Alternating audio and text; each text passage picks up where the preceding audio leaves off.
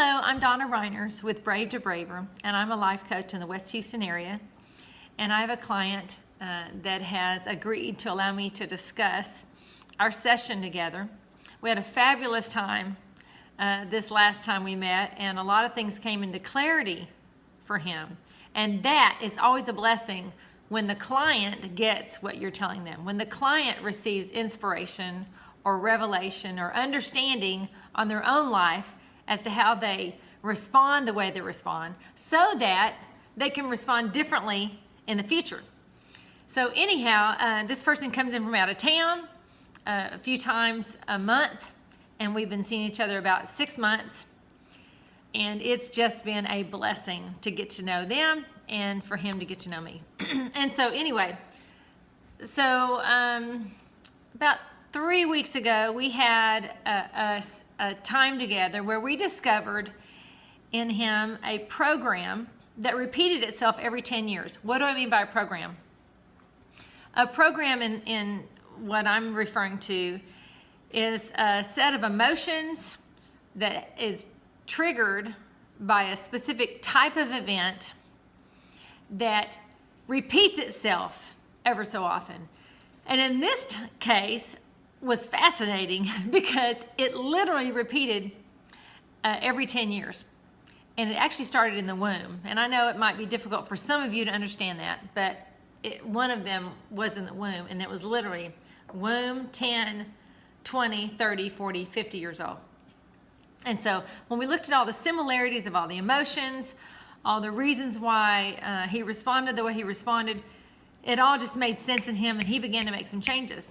Well, then this week we met, and fascinating, our session had to do, we had 2 sets together, and it was at 26 and at 46, exactly 20 years later. We're like, there's a pattern in this somewhere. And the emotions were very, very similar. And the one of the results of these emotions are headaches for him, which is a byproduct of the pressure. And so let me just kind of explain. So one set was at 26, and this person experienced a child being preparing for one of their children to be born.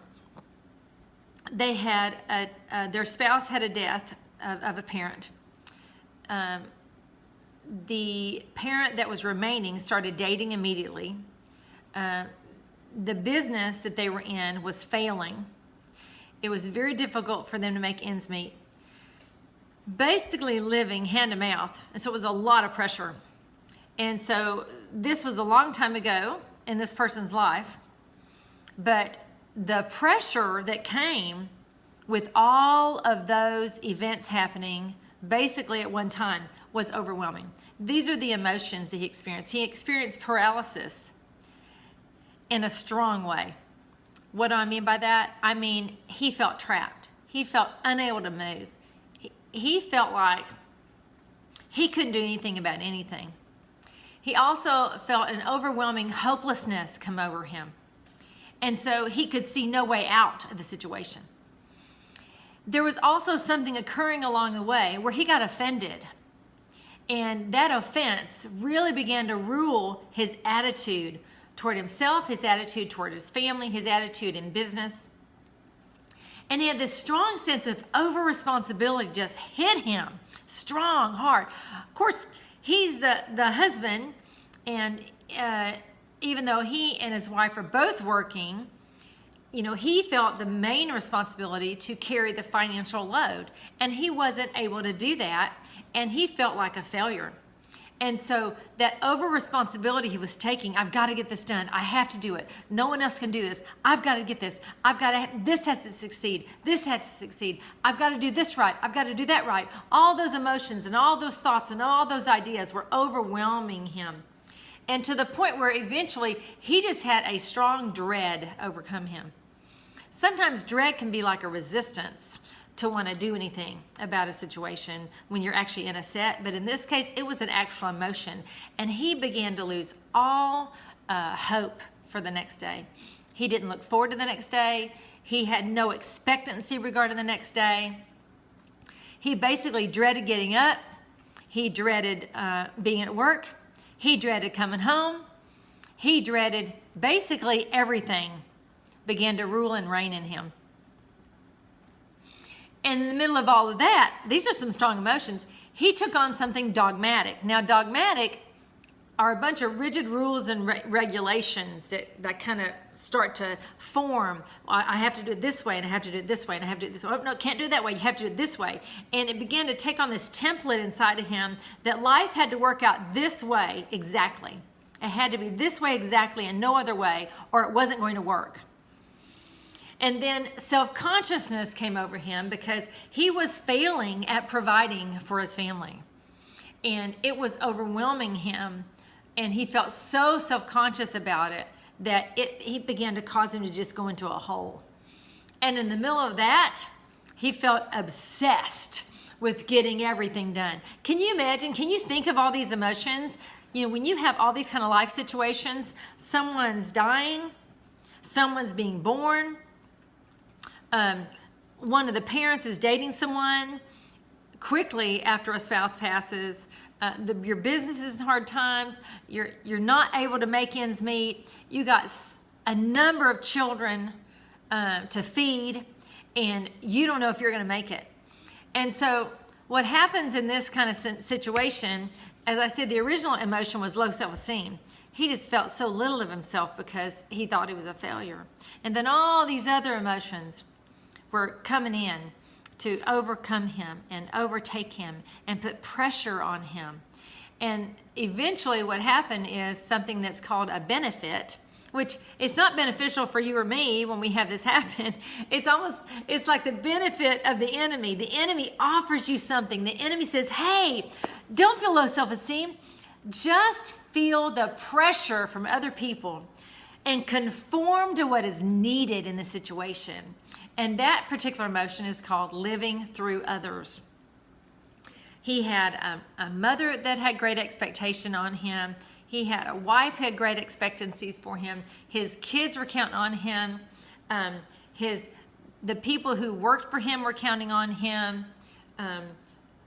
There were finances needed for having a new baby in the household. All this pressure to conform into the pressure, to conform into what was needful at the time. And the result was he felt completely powerless. And he began to basically just check out. He began to just check out and say, you know what? I can't do this. I'm powerless to change all this. So he began to just kind of not be present, not be aware. And coming home from work, instead of maybe helping in the kitchen or doing something like that, or helping with this or help with that, he would just kind of slip away into the TV room, or he would slip outside. And he did this for years. This established in him, this pressure established in him,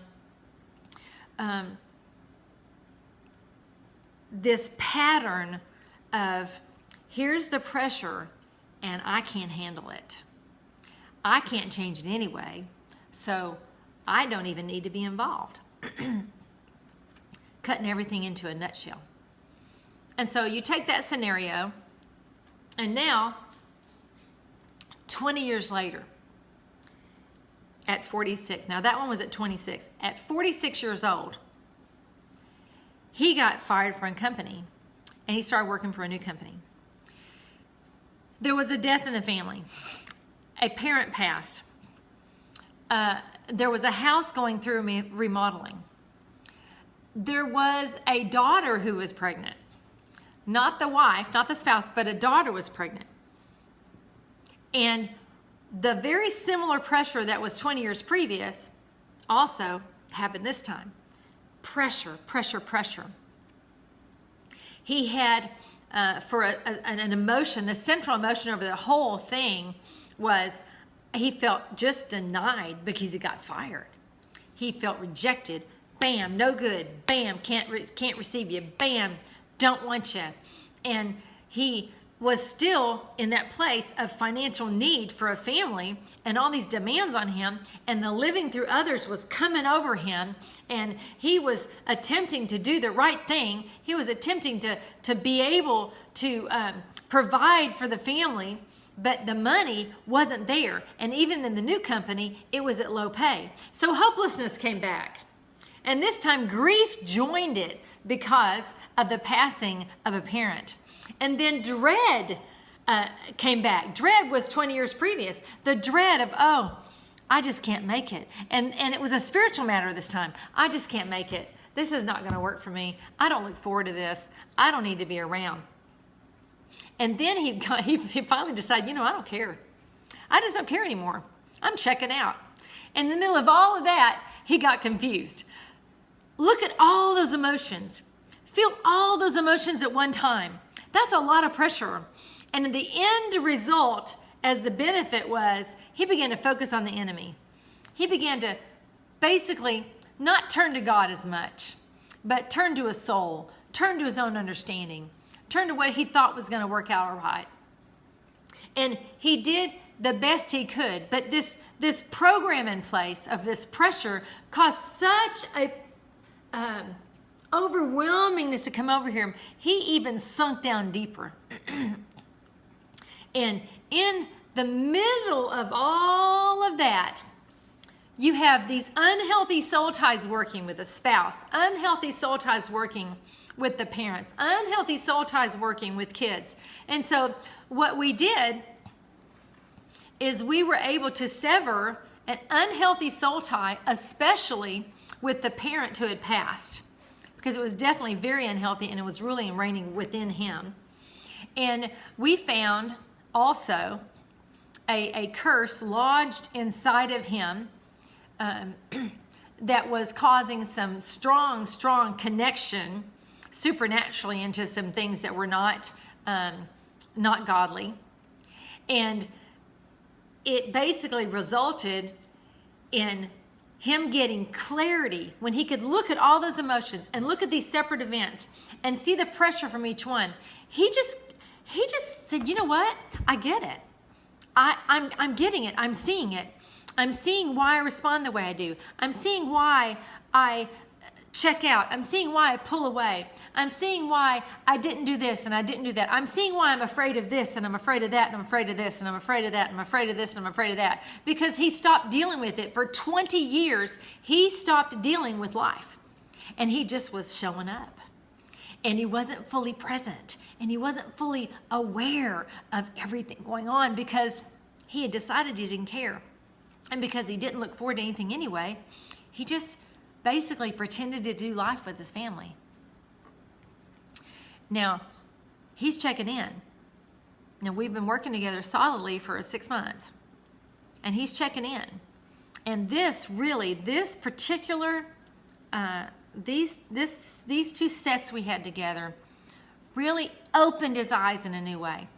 It pulled out from him what was preventing him from seeing the goodness of God in the land where he's living, from seeing God's hand in his life, from seeing how God is for him and not against him, from seeing how God was there for him all along the way, but he was responding to the pressures in life instead of to the goodness of God.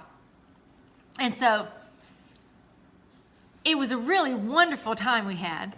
We're looking forward to our next time together, because my heart is to help people renovate the mind, renovate our emotions, remove things from us that prohibit us from walking out the life God really intends for us.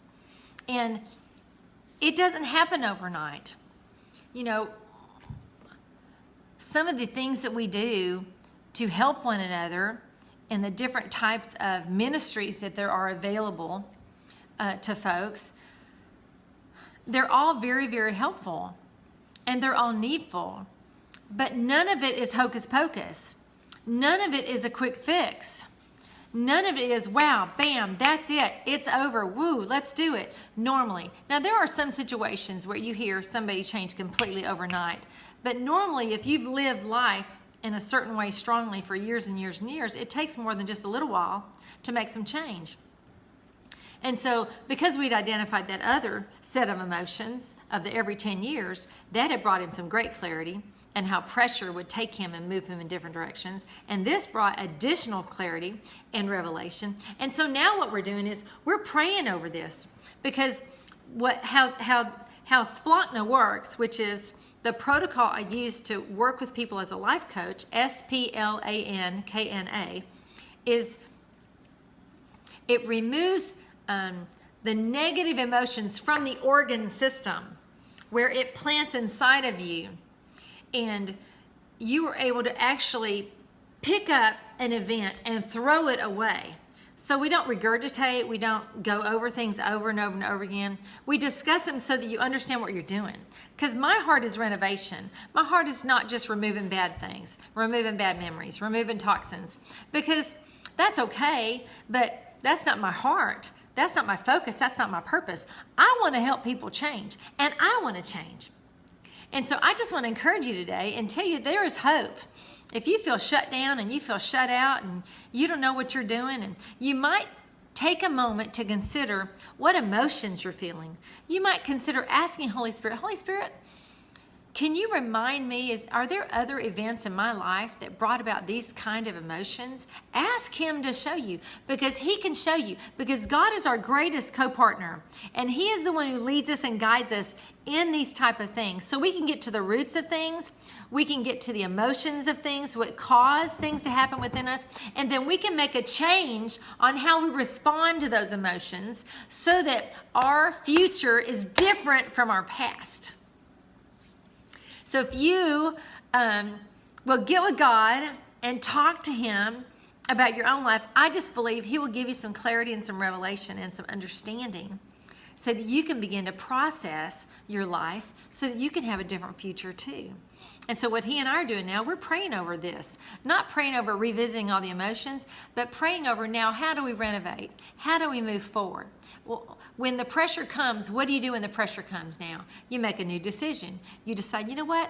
I'm not going to shut down. He's cognizant now. He's been shutting down for 20 years. He's cognizant. So now, when something comes emotionally, he's stopping, going, wait. I don't have to shut down. I'm not going into the living room to sit down and watch a movie. I'm not going to go watch TV. I'm not going to go outside and be in the yard to escape my family.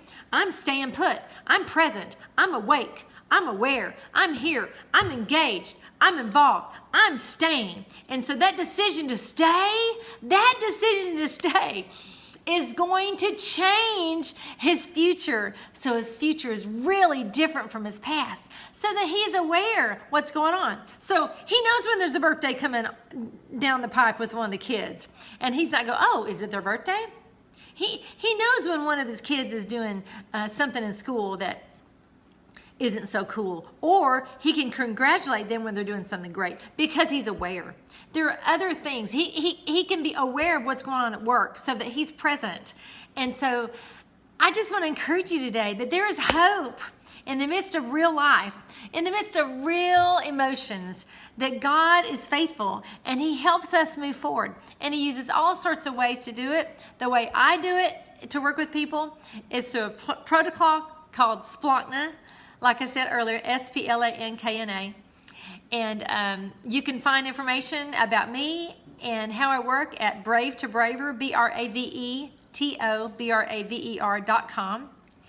And I work in the West Houston area. I do travel also. I travel to Austin frequently, and I basically can travel anywhere. So just let me know if you need my services. Donna Reiners. Until soon. Bye-bye.